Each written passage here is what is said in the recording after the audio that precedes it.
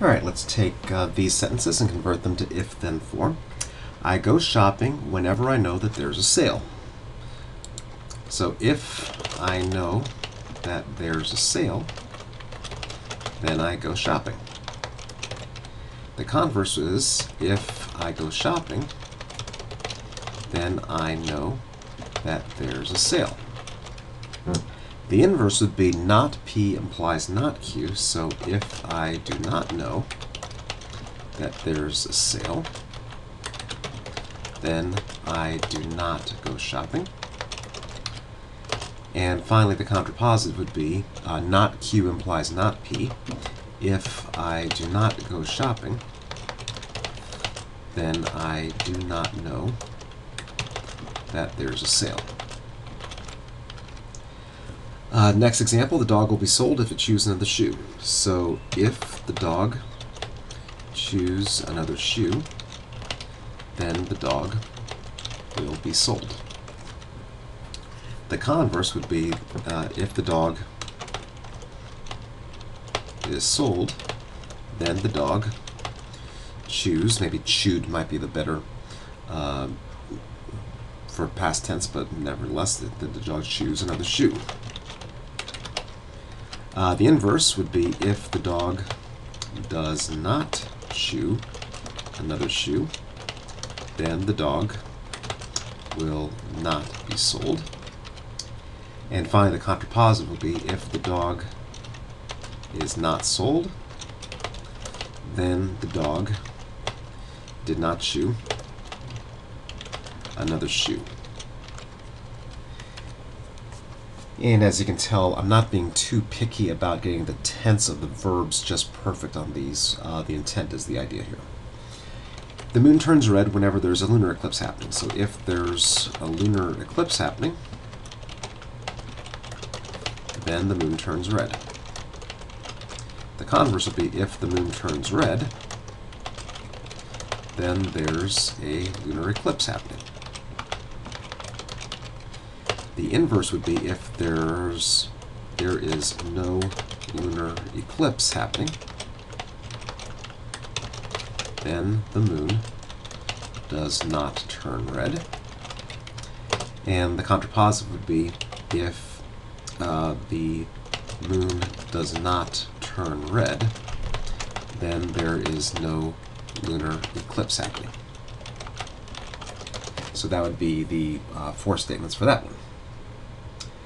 Next, it is necessary to swim 2.4 miles to complete an Ironman triathlon. So the original statement, if one completes an Ironman triathlon, then one swims 2.4 miles. The converse would be if one swims 2.4 miles, then one completes an Ironman triathlon. Okay, now clearly that's a false statement. You have to swim and also bike and run to complete an Ironman triathlon, so the converse is false. Likewise, the inverse will be false if one does not complete an Ironman triathlon. Then one does not swim 2.4 miles. And the contrapositive will be if one does not swim 2.4 miles, then one does not complete an Ironman triathlon.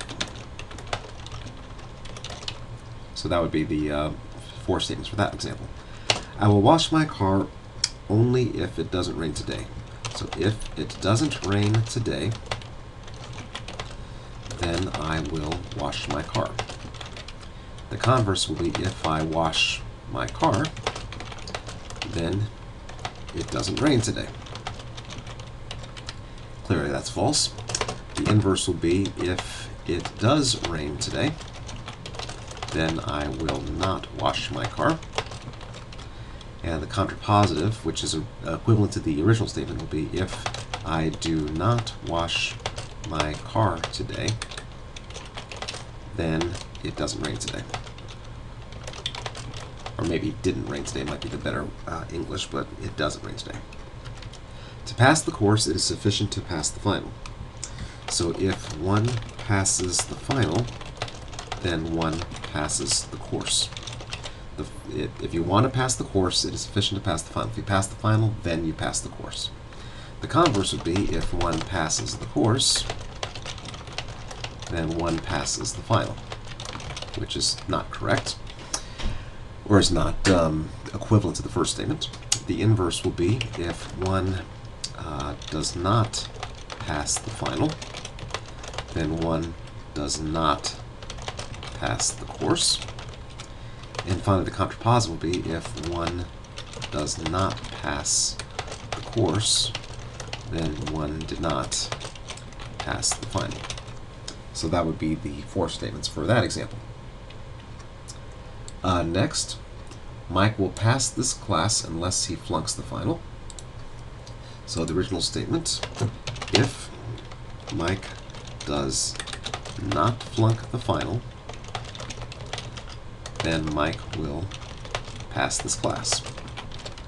The converse will be if Mike passes this class, then Mike does not flunk, maybe did not might be better, but does not flunk the final.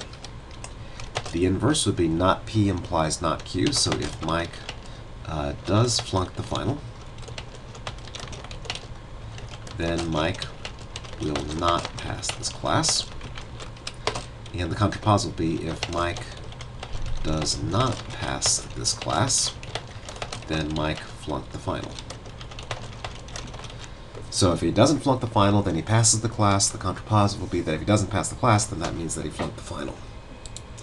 The last one's a little bit lighthearted, from the Taylor Swift song, when you're 15 years old and someone says they love you, you're going to believe them. So if you're 15 years old and someone says they love you, then you're going to believe them.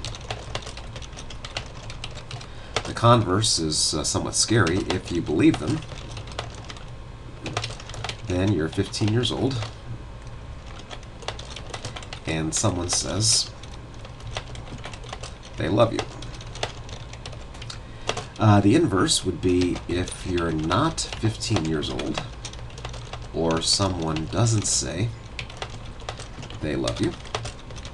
And notice I applied De Morgan's laws there, so this is an and. So if you're not 15 years old, or the complement of this, or the negation of this one, someone doesn't say they love you, then you're not going to believe them. And finally, the contrapositive, if you're not going to believe them, then you're not 15 years old, or someone that doesn't say they love you. So that would be the contrapositive for the original statement.